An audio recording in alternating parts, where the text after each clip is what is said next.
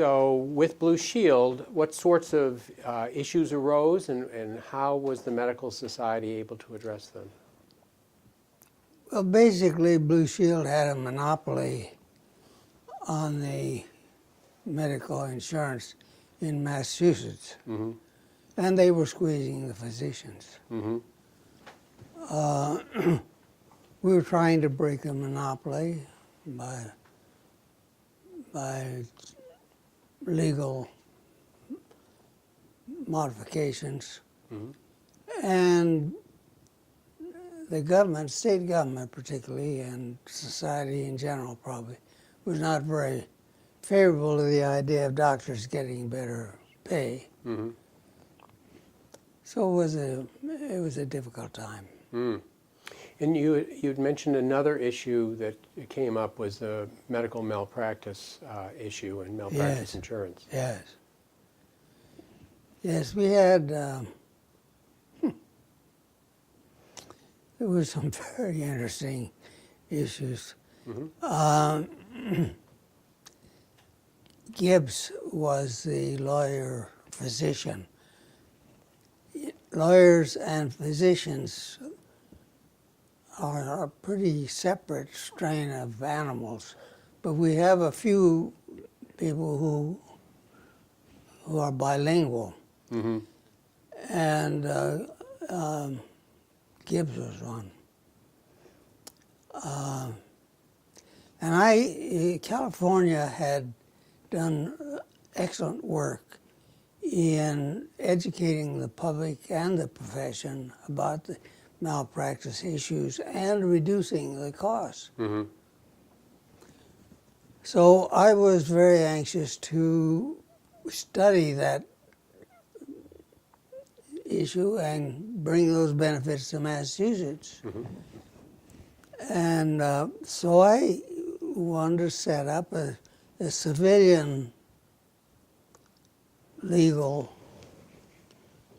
study group who would help modify and improve the situations in Massachusetts. Mm-hmm. And we had a director or the chairman of the legal advisory committee who was a very quiet man, never made any comments, always went to the conferences, always used his total committee monetary allotment from the society to go to meetings, never made a report. Uh-huh. So I said, well, let's set up a civilian committee of lawyers to help advise us and study the problems and Mm-hmm. work out. He said, no, we won't do that. I knew that I would need the support of the Committee on Legal Affairs Mm-hmm.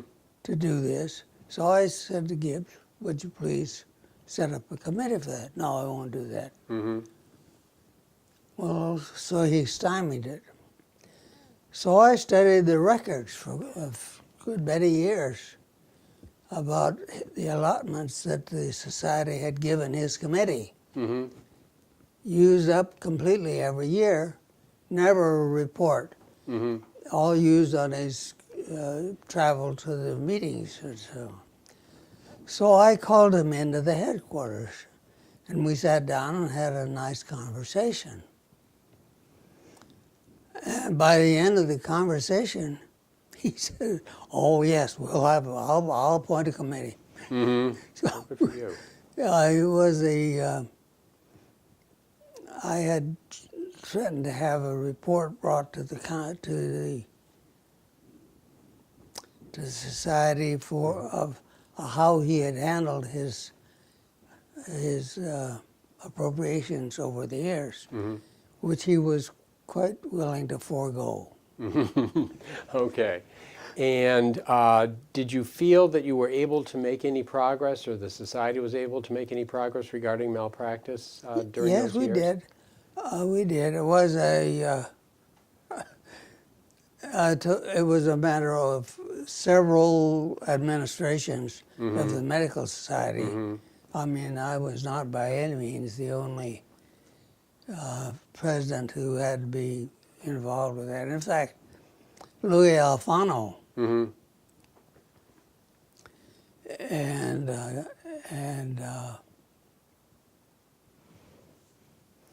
oh, I've got a blank on the man who lived down on the Cape. Who was the president, died a year ago or so. I'm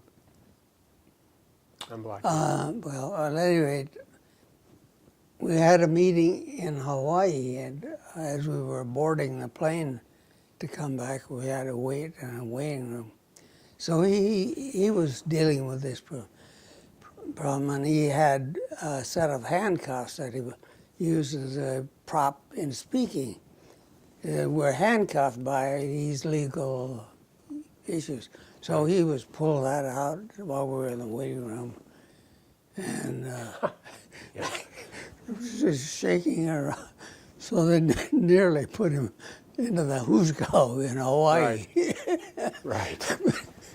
We get in trouble today waving those things around. Yeah. Nathan Burton. Ah, okay. With his large voice, you know. Yes. Yes. Wow. And now, those were the two main issues then, it sounds like, medical malpractice and your interactions with third parties, especially Blue Cross Blue Shield.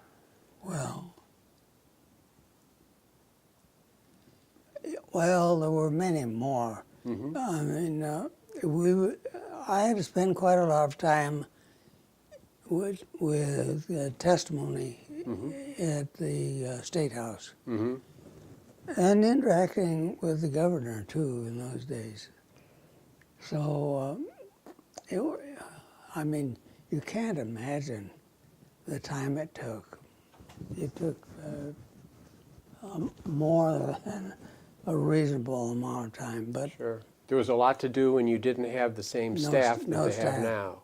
Oh, we didn't have anybody. We had about 3 staff members. Yeah. Basically. Yeah. Wow. Now, since your presidency, you've been, excuse me, you've been involved with other things.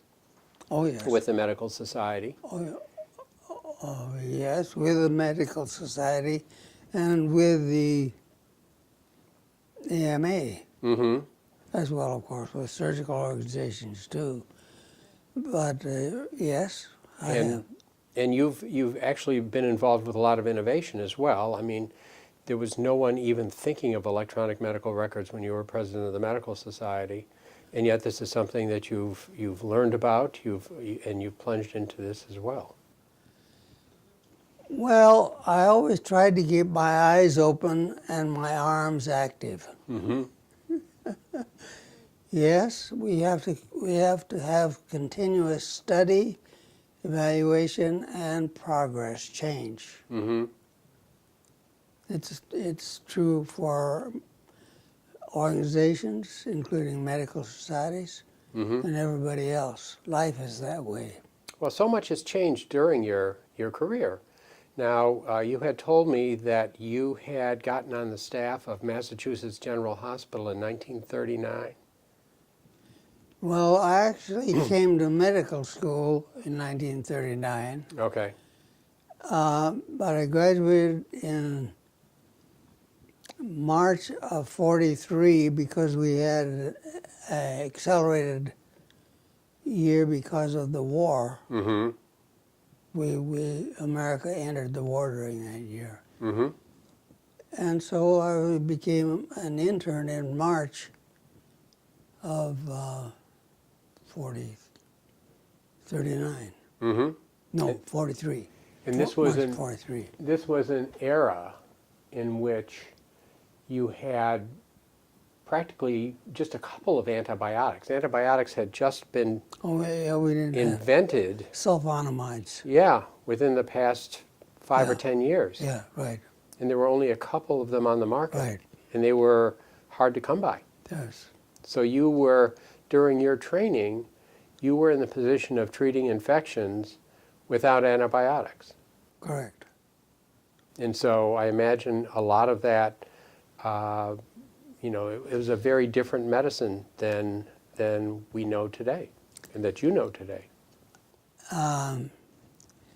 Yes. I mean, it's cleanliness of wounds. The treatment of wounds has been a long issue of surgery.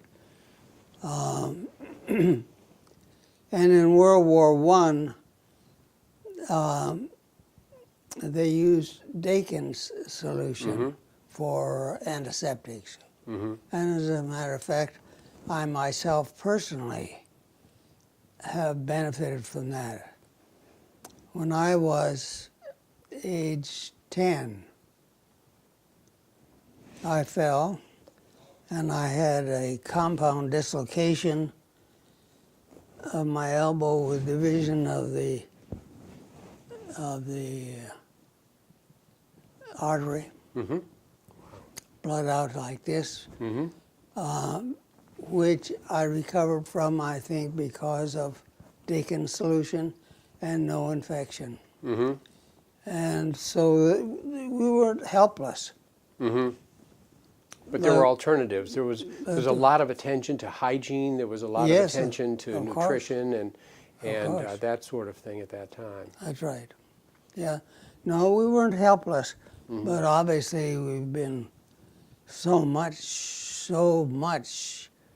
more effective in our ability to deal with infections. And it goes on. Yeah, and a lot of infections were surgical then. If someone had an abscess and or they the like, still are. They were. Yeah, in those days, though, the options with antibiotics were so limited that people who today might not need surgery in those days were. I was an intern at the Mass General when penicillin first became available. And the dosage was 10 units. Every administration had to be done by an intern, not a nurse. And we had to save the urine of the patients and recycle it to get the penicillin back. Right. Right. Different times. Different times. And so a lot of these advances, so much of modern medicine has occurred since you graduated from medical school, since you finished your residency. That's true. And so there's a challenge there as to how to keep up. How did you do it? It always is. It always is. Yeah. Well, in my office here is this week's issue of JMA and Noonan's Journal of Medicine. Yep. I've stopped a lot of my other journals, but you have to keep up. You have to keep up. And so reading helps you. How else did you learn new things? By observing other people, going to meetings, and at times doing it myself. It takes critical thinking too. I think to learn new things, you need to be able to have the, humility to know that what you're doing isn't absolutely the best. I had the great advantage and opportunity of rather broad training. I spent a period as the chief resident in the orthopedic service at the MGH. I had a lot of time in neurology, neurosurgery, and in urology in my training. So I was very fortunate in having a broad range of knowledge and capability. And in fact, that's why I went back I was in fact an orthopedic surgeon in my 3 years of military stint in China. But when I came back, I went back into general surgery because I was convinced that general surgery gave me a much greater breadth Mm-hmm. of capability of helping people.